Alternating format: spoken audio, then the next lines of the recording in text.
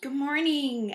I am super excited and I've decided to go ahead and start a couple minutes early, just kind of wait for anybody that's going to show up. And if nobody shows up, then that's fine. It'll be available later because, everybody has different schedules that they might not be able to be here live. So that's fine. I'm just going to trust that I'm talking to somebody besides my own 2 ears, and hopefully you are having a great morning.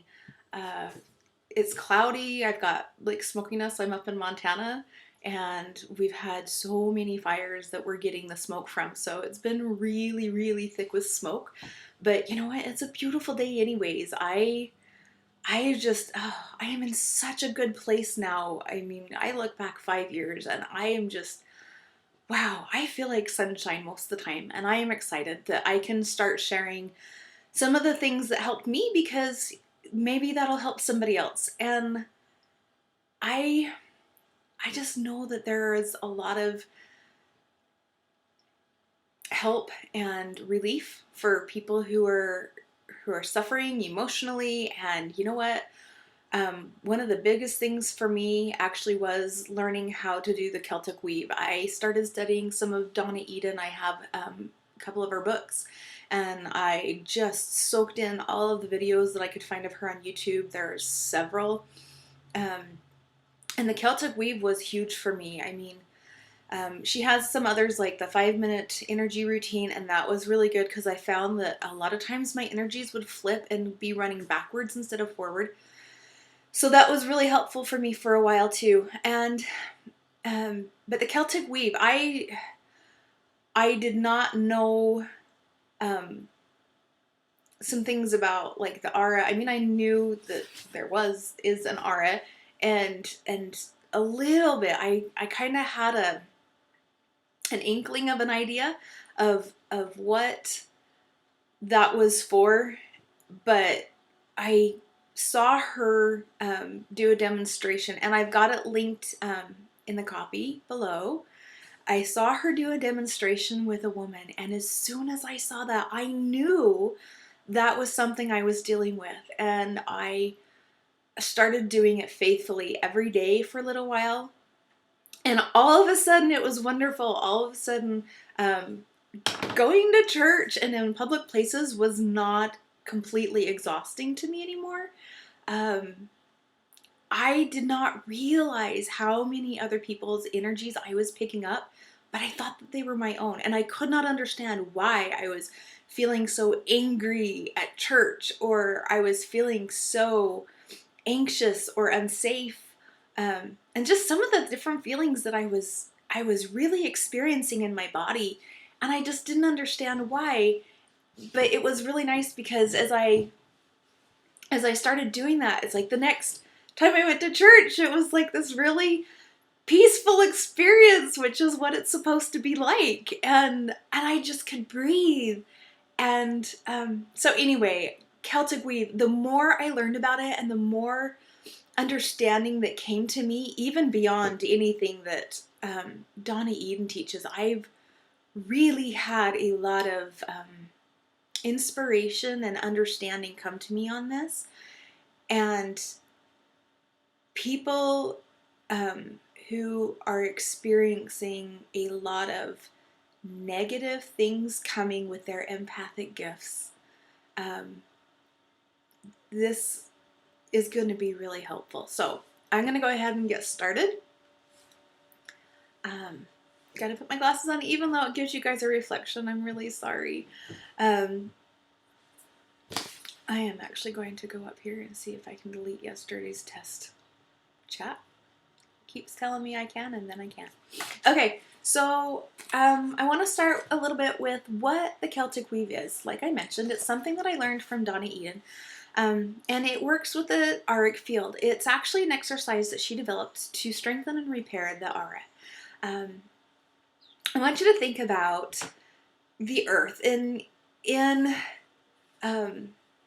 Like in school, you probably learned about the earth, and it has a magnetic field, and that magnetic field helps to protect the earth from the solar winds that come from the sun. They're super magnetized. It helps from protecting from cosmic rays, that are just all throughout the universe, that if our Earth weren't protected from it, we really couldn't exist. It helps to protect the ozone layer of the Earth, which protects the Earth from all the deadly levels of UV radiation. I mean, there's some that needs to come through, which I think is fascinating, because our bodies need that to be able to work with the cholesterol, to convert it into the hormone vitamin D, and because it's a pre-hormone, I guess, is what that comes down to, and how critically important that is for our health and our well-being. And so the ozone layer, it allows enough through to be a benefit and a helpful thing for us, but at the same time, it protects the ozone layer from being blasted so that it's completely disintegrated, and so that magnetic field is incredibly necessary.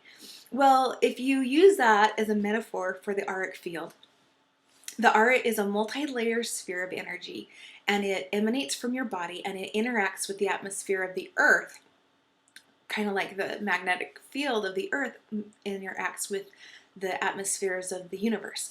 And so, but it's both a filter and an antenna for us. So it filters out all the harmful and negative things, that beyond being able to perceive them and understand them would, get stuck in our bodies, would clog things up, cause some energetic congestion. It's something I come up with a lot when I do sessions with clients. But it also acts as an antenna to bring in the kinds of good energies and the light and cleansing energies and the love and the positive things. It actually helps to bring that in back to you as well. And that was actually something that I just learned super recently. There is a really great article that Donna has on the aura, and I have that linked below as well. And it gives some really good information. And that was one thing that I did not recognize. I knew that it was a filter to help to buffer the negatives so we could still understand it and experience it, but it wouldn't cause us the negative issues that that would harm us and cause us, turns into physical problems, really. So that was actually something, just as I was preparing, that I happened across, and I found that anytime I stumble across something, it's meant for me to find it. That's just kind of how Heavenly Father gets my attention, as I trip over things, and it gets my attention, and then I am able to learn from it. So it's kind of funny that I figured that out a few years ago, but that's beside the point. So she has a great article talking about how the aura is both a filter and a protection, but it's also an antenna. Something else is that the energies that it draws into us are energies that we need, that support our body, that support our different energy systems. I mean, there are several. There's way more than just the aura and the chakras and those. There's like the meridians, and there's all these other things that they need to be fed. They need to be nourished. And in order to be nourished, they need to receive these energies that help them function in a healthy way. And those things come from the aura attracting those in. And so I've actually been super fascinated lately. As I've been doing sessions on different people, they're releasing really, really heavy things that they've actually had some serious issues with their aura, like what I'm going to be talking about this morning, and how many things come up that they need this energy from this frequency, and where to get it from. And I will go and I'll actually look up, like one of the ones that's come up a lot that I can look up is like the gemstones. There's different energy frequencies that they hold, and these different clients, they will require these energy frequencies that are held by these gemstones. And so I'll actually go and I'll look up what it is that gemstone is known for helping, and what it's used for. And every single time it is so perfect for what their need is. So it's been super fascinating, because our aura helps to bring those in. And if our aura is having issues, it can't nourish us energetically on all of our energy systems, and that causes issues with our spirit body, with our physical body, with our emotion body. It can everything. It's been really neat to learn about. So some of the other things, I already mentioned that it is protective from the harmful negative energies. And what it does, the reason why it is because it filters other people's energies, and it allows us, like, okay, so other people, they have their aura and we have our aura. And so as these two auras come into contact with each other, it allows you to read the energy on, and so you feel if, the reason, it's not just, oh, you see a person and they have a sad countenance on their face. You can, most of the time, you can feel the sadness coming into your presence, and that's because of our aura. Now, if you're having issues with your aura, then that you're gonna just feel this sadness, and you're not gonna recognize that it's theirs. You're gonna think it's yours, and you're gonna be feeling like overwhelmed or sad or angry and not know why. But then you take it out on other people around you because you don't know what to do with it, and it's like it's like a ping pong, not a ping pong. Oh my gosh, what is it called? It's like there's the ball, it bounces around all over. It's a game. It's not ping pong. Ping pong is something else. Pinball. It's like a pinball game, and so it's like bouncing around in your body like that, and it's not even yours, and so these other people's energies, when our aura is healthy and strong, it allows us to read these energies, and it doesn't affect us in long-term ways, like if our energies are having issues, or not our energies, but if our aura is having issues. So some of the things that I find come up often that I've made the connection with is as I'm doing energy work on a client. Whenever I have an emotional resonance come up, I use body code, and I use emotion code, and I do some intuitive energy work. And one of the things that is in the emotion code is something called an emotional resonance. And he describes it as it's a ringing in the body. And I started to learn, because a lot of times when I do energy work on somebody, I don't need more information. I can actually go through pretty fast, and I start recognizing it's like if they need to know an age or something else. But there was something as I was doing work on people, and I know that this was for my own teaching, that it kept coming up that I needed to know more information, and the age really didn't matter. But the thing that kept coming up was, is this theirs? Is this theirs? And almost, not always, but almost every single time, that emotional resonance was an absorbed energy from somebody else. It was an absorbed emotion. And I thought that was really fascinating, and that stuck with me. And then later on, I got more information that helped me to understand why, because of when Donna Eden had her demonstration that I have linked below. I really want you to go watch it. It's fascinating. I will tell you about it, but to see it cannot change anything. And if you cannot access it from the point that it starts, I believe I have the time in there. I have it time stamped to bookmark, like to jump you to the start point. And so if it doesn't start there, because it's a video, it's over an hour long. It was a great video. I would highly recommend watching the whole thing. It's fascinating. But if you just want to get to the point for the Celtic aura, or for the Celtic Weave, I mean, and her explanation about it, I have the point to jump to. And it's the second lady that she works with. And it's just, oh my gosh, it just, it really almost moved me to tears, because I knew it was an issue that I had. And so it was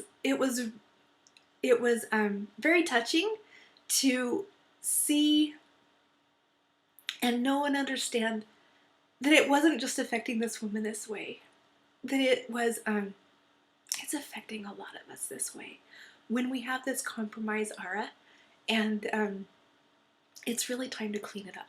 So anyway, I don't have my tissues in here. Oh well, I'm using my husband's office because it has a better, like, surrounding environment than mine right now. I'm sharing my office with my son. It's awesome. It's all good.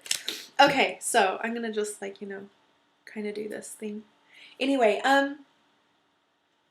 so Emotional resonances, these are emotions that can get trapped in the body when they have like a back door, basically, to sneak in through.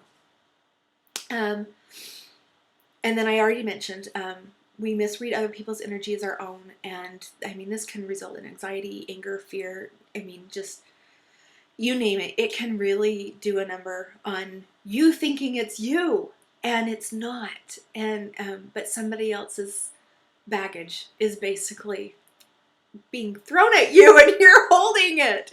And then something else that I thought was really interesting was if you've had an experience of post-traumatic stress, or something that triggers something that's happened to you that you are dealing with post-traumatic stress disorder symptoms, because I'm not going to pretend like we all have it, because we don't, but we can have symptoms that are like, it's just not quite to the intensity. But if you are having those triggered a lot, it is probably, not always, but more often than not, it is because you are having a trigger because of somebody else's energy is triggering it, because you don't have that safe filter of your aura protecting you. And it's time to clean that up too, because that's not healthy for you, and it's not healthy for the people in your life, because then we turn around and we're reactive instead of responsive. And we really want to clean that up, because it's not just hurting us, or it's not just hurting other people, it's hurting us. And it's time for time for all of us to stop hurting. It's time for us to be well.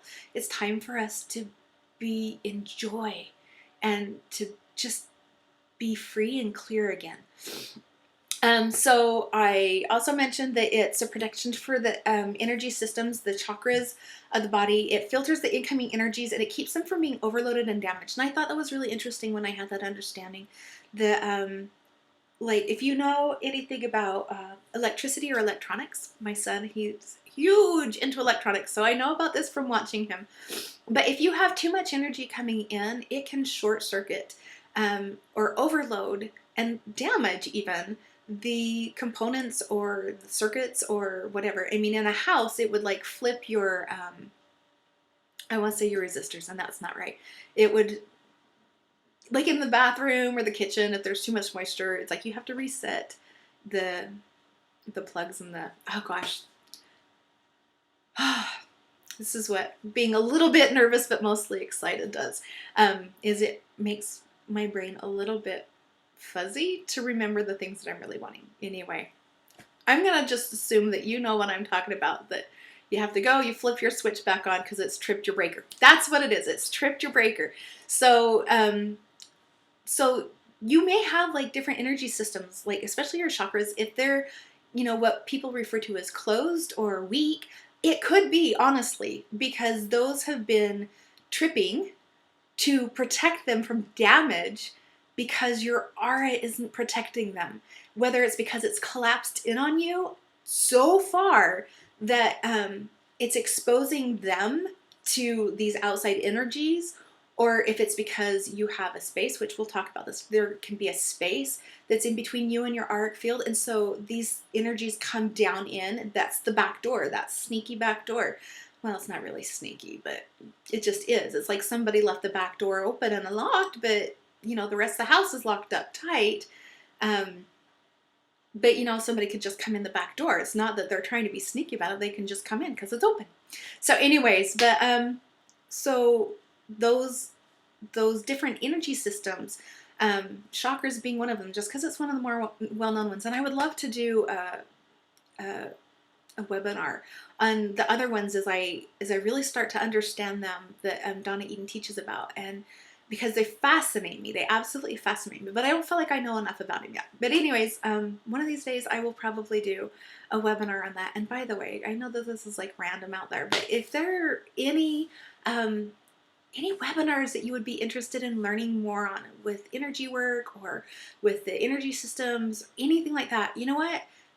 Just let me know. You can send me an email at paige, Paige, at bewellenergywork.com and throw it out there. And if I don't know, I might be really intrigued enough to find out and learn about it.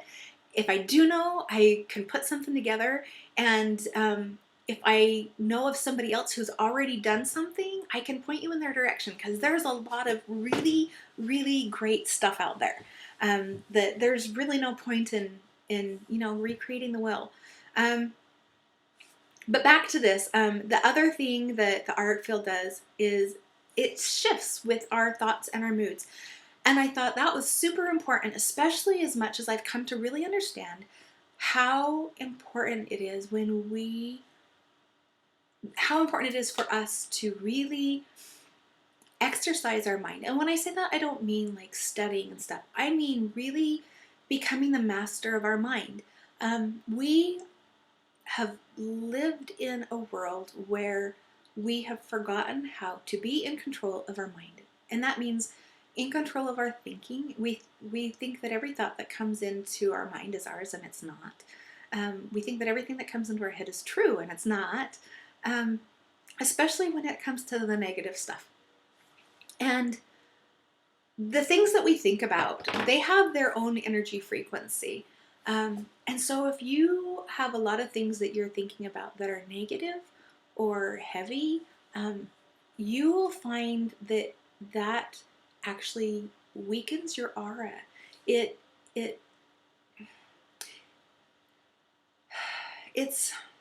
like it's taking down your defenses to live in a world that has a lot of need for defenses. But on the flip side, when you have the positive thoughts, it also strengthens and buoys up your aura. And people who can see and read auras, they have actually noticed the changes, like in the colors and how like fluffy it gets, and how far out it will reach. So our thoughts are super important. That's what I am going to be doing a webinar on as soon as I can get my thoughts together on how I want to do it. It'll be a longer one probably, because there's some exercises and some things that we can practice that help us to become the masters of our minds. Because our thoughts create like an impression, and that impression becomes a feeling, and that feeling is what then it's like it moves that energy into motion, and that like has this trigger response of like all these dominoes, and we're completely have been unaware of how these things that start as a thought is actually an impression, and then it becomes a thought, and then it becomes an emotion. I had that switch. But the way that that goes out and the way that it affects our lives really has allowed us to be in a state of feeling completely out of control of our lives. And it's time to change that too, because we have a great deal of power that we absolutely do not take advantage of, because we don't recognize that it's there. And so that's an important one that I really wanted to bring up, because I'm going to be doing a webinar on that one at some point. I'm not sure when. It'll probably be maybe in the fall, which I get this is the end of summer. So, probably within the next couple months I'll do that. So the two things that I really, the Celtic Weave really helps with is a collapsed aura. And then when you have an issue where the aura has been torn away from the body, the aura is meant to sit up flush right next to the body. It comes right up to you. And so with a collapsed aura, this can be good actually at times. Like when you get sick, your aura will actually collapse in on you quite a bit. It causes you to feel like you don't want to be around other people. You would really like to be more in solitude. And it's actually really important that it does that, because not only is it protecting like your organs and your bones in your body, because when it collapses, it becomes more dense. And so it's protective while other people are sick. And because you don't feel like being around other people, it helps you rest and get well. And B, it helps the other people not get what you've got.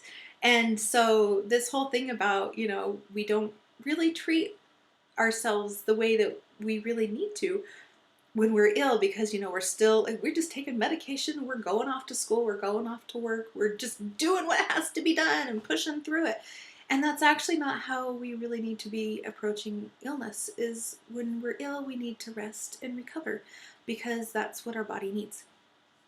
But there are other reasons why it can collapse. It can collapse as a result of separation at birth. I am absolutely passionate about prenatal, birth, and early childhood issues, especially the birth process. And I really, really, really do not want to come off sounding like I'm trashing, hospital births or any choices that any woman makes for what her birth looks like, because I'm not. I recognize that each woman has her path, and that it needs to be what it is for them, and that they are making that choice for an important reason.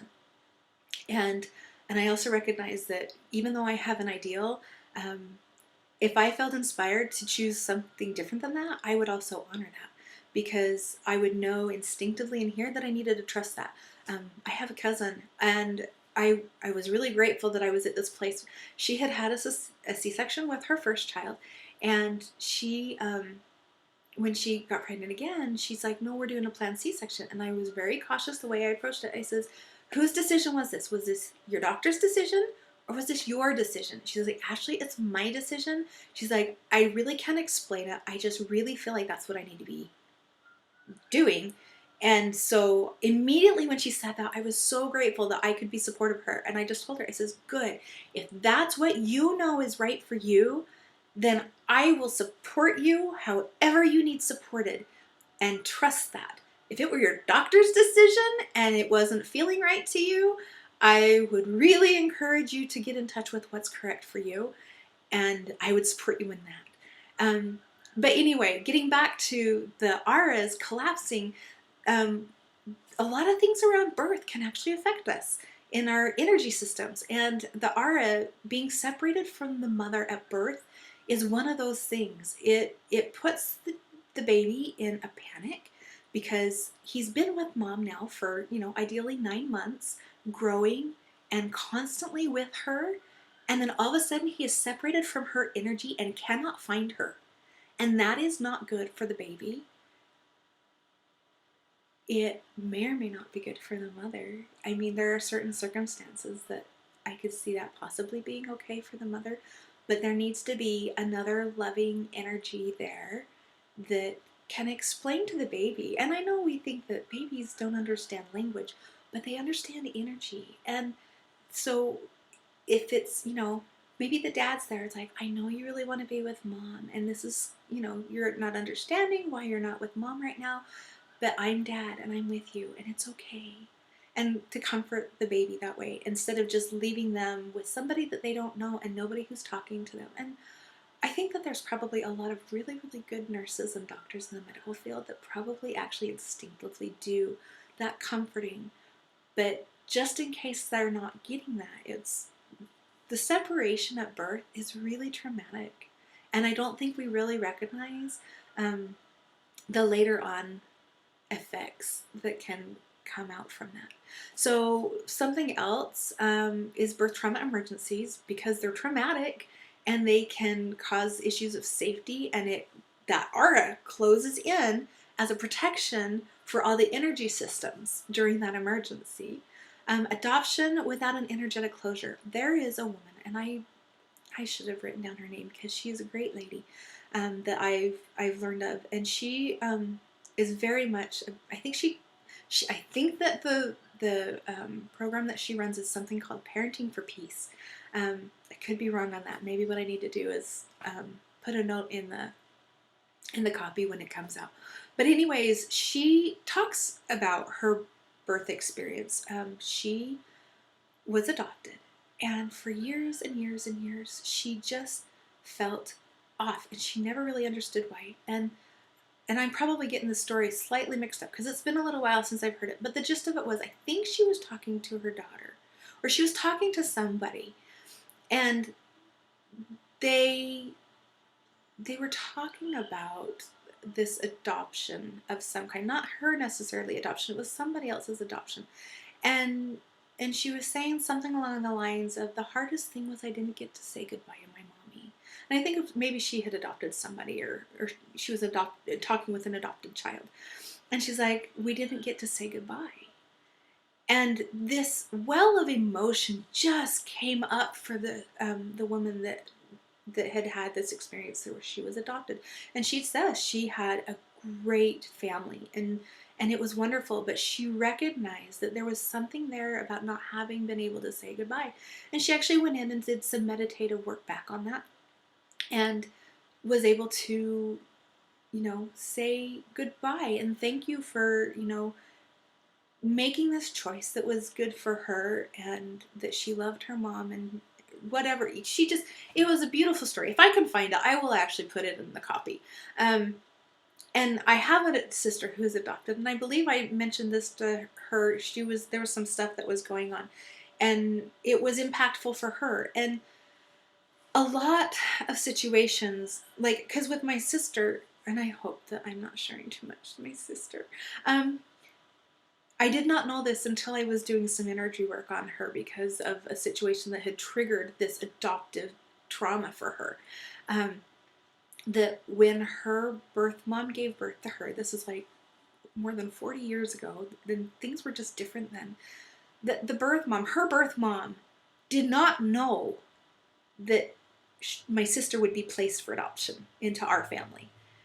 And so not only was there no preparation, it was just separation, and it was like traumatic for the mom, it was traumatic for my sister, and there was a lot of hard things that had to be cleared out for her. And I was grateful that this thing came up for her that had triggered it, because that was long past due for being able to be cleared out. And it just was really a reminder of how that adoption without an energetic closure can be really hurtful.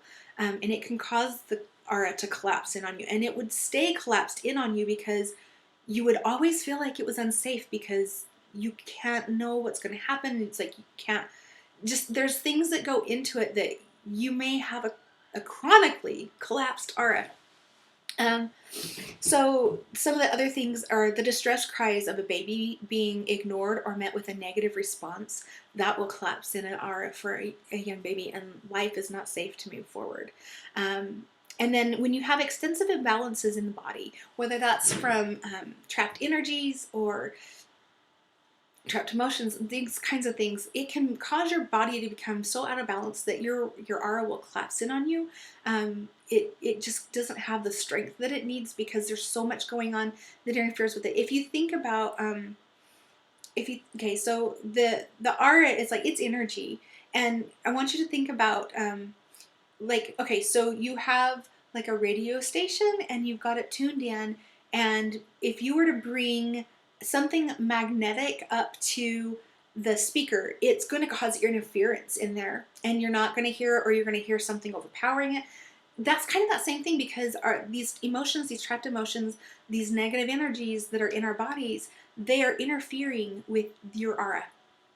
And so those are some of the things that can cause an aura to become collapsed on you. And the other thing is that when it's collapsed, and it's collapsed for a long time, it kind of creates a habit of being collapsed. And so the Celtic Weave can help it to be retrained to go out as far as it's supposed to go. I mean, ideally, you want it at least going out to like the end of your hands, like if you had it like all the way around you. And then it interacts with other people as you come in contact with each other. And claustrophobia is like, that is like where your aura is so collapsed that you just do not want to be around other people, because you feel like you're going to suffocate, because your aura is not protecting you. Even to the point of,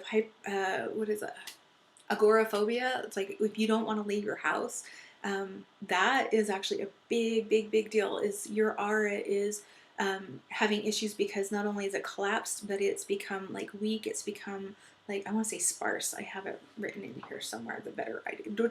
Disorganized and thin. And so you're losing your protection.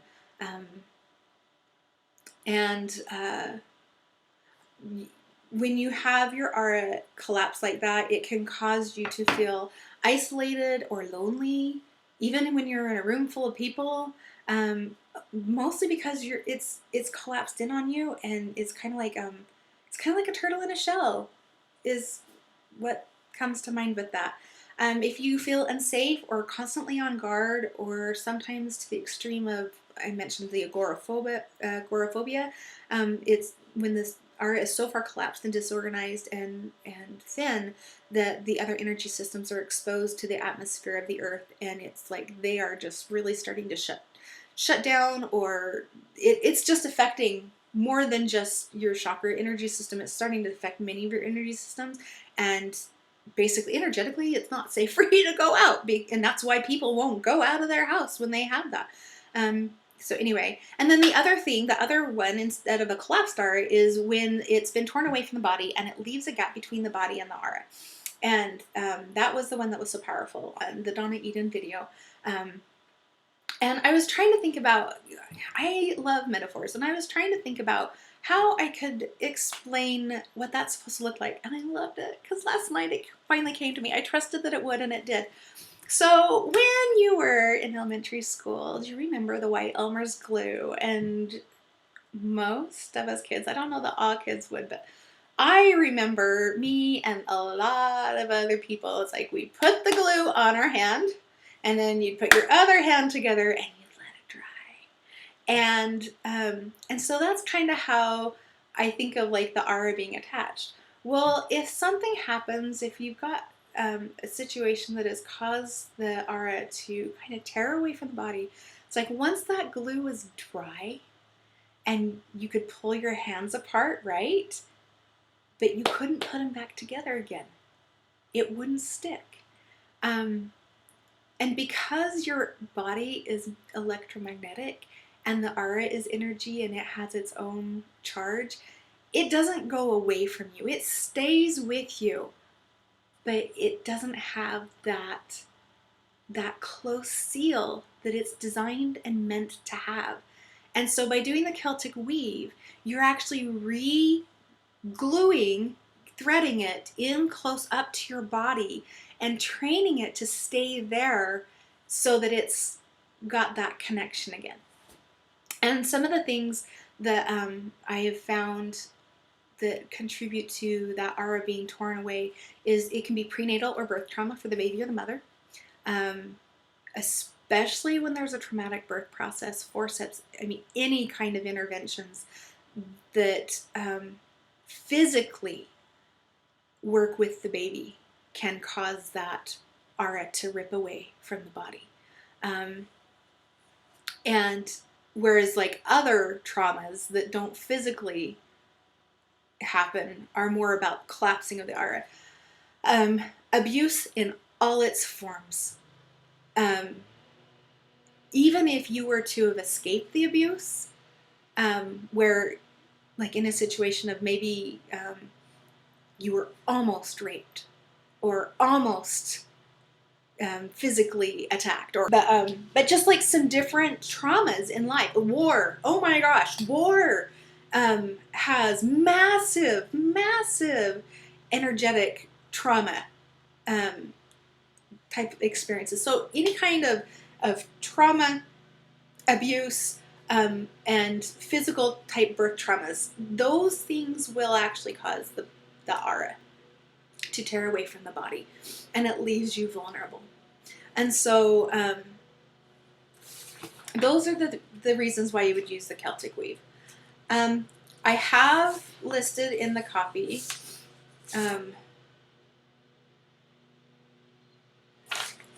some different options. Like in the copy I have, there's the demonstration that Donna does with the two women, and she has the explanation with it, and then they go through as a whole group and they do the Celtic Weave. I love that one. It was a great demonstration. I highly recommend everybody watch that the first time.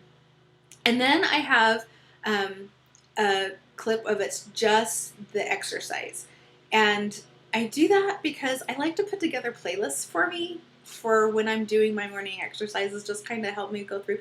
And I absolutely get impatient is probably the nicest way to say that. I get so impatient with having to listen to 1 to 2 minutes of explanation and instruction and then go into the exercise. I just want to go into the exercise. I already know the explanation. And so I actually have it clipped so that it's just the exercise. And I think I have 2 variations because there is a gal that I really, really like. In fact, I can look. Prune Harris from Imaginal Health. I love her version of the Celtic Weave exercise. I have both of them in there, so you can kind of pick and choose which one you like. It's a slight variation on it, but I really like it, and she runs through it twice. She does have a tiny bit of an explanation in there, but it's at the same time that she's starting it, and I really, really like that. So specific to like empaths and energy workers, how is the Celtic Weave of benefit? One of the things that I found before I found the Celtic Weave was that I was constantly having to shield and zip up, shield and zip up, shield and zip up, and it just wouldn't hold. And it was driving me nuts because I knew it should be holding. And I've come to find out that is indicating there is a gap in the aura or a weakness in your aura. And that's significant because especially if you're an energy worker and working with a lot of other people and their energies, constantly having to do that is really exhausting on its own, quite frankly.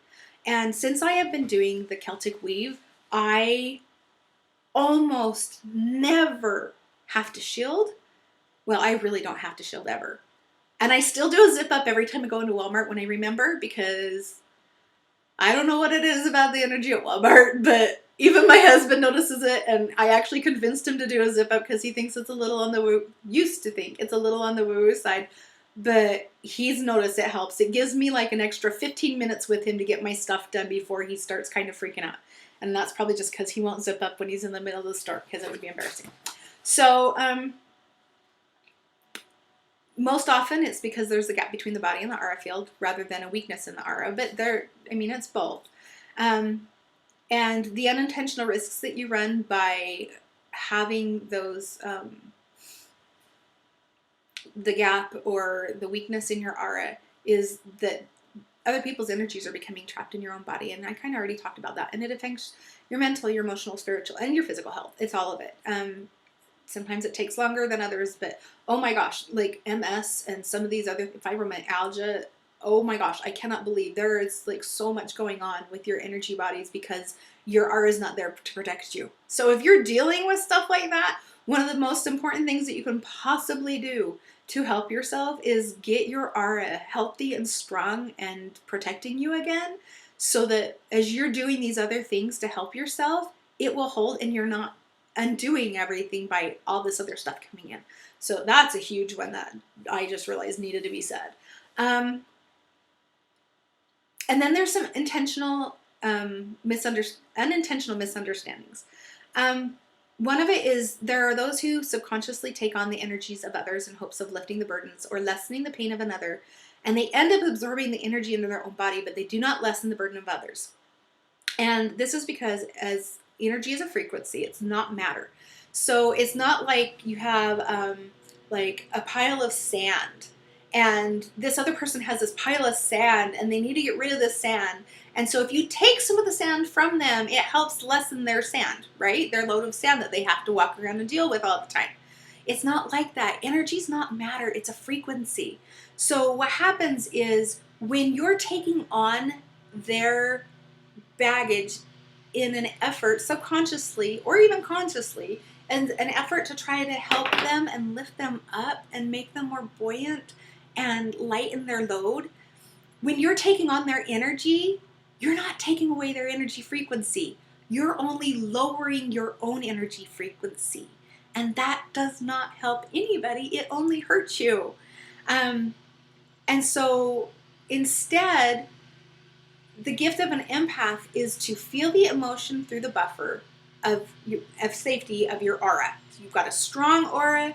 It's out there. It's like uptight against you. It's in good condition. Your gift of an empath and as energy workers is to be able to feel that energy, to feel that emotion through the protection of your aura. Then you create a space of love, acceptance, and understanding, keeping your own frequency high. And as it reaches into their field, it allows the other individual to access your higher frequency, and it raises their frequency up while your frequency stays up. And so that allows them to move through the emotion or energy themselves and feel supported and loved in doing it, so that their frequency stays up. So that's been a huge, huge thing that we have misunderstood when we're, what is the scripture about, like, not taking on the burdens of others, but just, that mourn with those who mourn, and that. It's like, I am usually so much better at this when it comes to my scriptures. Anyways, we have really misunderstood this to be a physical thing of, like, it's matter, and it's not. It's energy. And that frequency is what it's working with. So if you're wanting to mourn with those that mourn, come at it from a frequency of love, kindness, anything that is a high frequency, and be open, like letting that come out from you into their space. And if they can and are able to receive that, it will lift them up and it will help them move through their stuff. And if they're not, then it's no the worse on you, but you've made it available. And so you can't mourn with those who mourn when other people refuse to let you. But you can offer it instead of like trying to take on their stuff, and it ends up feeling really gross and it hurts you. It really hurts you. And then just to summarize that, you are most effective as an empath or as an energy worker when you're able to hold the space, properly enveloped in your auric field, and extending compassion and unconditional love for others. I mentioned already, there's the videos that are going to be in the copy. One thing that I actually did learn last night, I can't believe that I've not ever heard this before, but I was really, really grateful that I learned, because one of the clients that I have given her the Celtic Weave Energy Exercise to do, and she's like, it's kind of helping, but it's not, and I don't know, and I know a little bit about her situation, and there's a lot going on coming at her. And I found out that if the aura has become so thin from long illness or extensive stress and trauma, the Celtic Weave alone may not be enough, in which adding the exercise swimming the aura helps to strengthen and fill in the threads of the aura, so the Celtic Weave can pump it up, snug it up against your body, and spread it out to be fully protective. And I have a link to that one. And that one is, trying to think of whose I put in there. I think the one that I connected it to was the Prune Harris from Imaginal Health. She's just such a sweet lady. I absolutely love the different energy exercises that she has on YouTube. So that's everything. I don't see any questions. You know what? It was such a pleasure. This was so awesome. I have been wanting to do this for a while, so I'm glad that everything came together to be able to do it. And my computer worked. That was huge because I was having issues. In fact, even at 9 o'clock this morning, I was kind of panicky, trying not to get emotional about it, but just a little bit panicky, thinking, oh no, I'm supposed to go on my live stream in an hour and my camera's not working. And true to form, you reset the computer and boom, it fixed whatever was wrong. So, I'm just trying to think if there's anything else I want to say. I mean, honestly, I'm really surprised that this went for almost 50 minutes. I really figured it would be 10, 15, maybe 20 minutes tops. But, it was fun. It was great. And originally this was actually going to be a workshop instead of a webinar. But, I've still got some personal image things I'm working on, and I did not feel comfortable having you see the lower half of my body bumbling around trying to show you these exercises, especially when Donna Edens and especially Prune, they're there. I don't need to replicate anything of theirs. So anyways, you guys have a great rest of your week. Have a great weekend. lots of love to you. And you know what? Go with your inspiration and start working on the Celtic Weave, especially if you're feeling touched and you know you need it. Um, get started. It only takes just a minute, maybe not even a minute. It just takes a minute to do every day. And you know, after you've done it probably every day for 2 weeks, you can probably work to like once or twice a week. I was doing it on Sundays before going to church. I knew I was good. And then maybe once a month, and just now I just kind of start checking in. And it's like I start recognizing, like, you know, I'm kind of feeling yucky. Church is my huge one. If I'm at church and I'm feeling yucky about being in church, I know it's like, oh, gotta go get my Celtic Weave back on. It's like it's just kind of starting to pull away again, or needing to extend out. I don't think I have issues with having it weaved up tight. I think it's more of an issue of having it, you know, collapsed in on me. And so get started, because you know what? It's time for you to be well. It's time for you to be well, and the people in your life to be blessed, and for them to be well too. And that's why I love what I do. I absolutely love it. So have a great weekend and be well.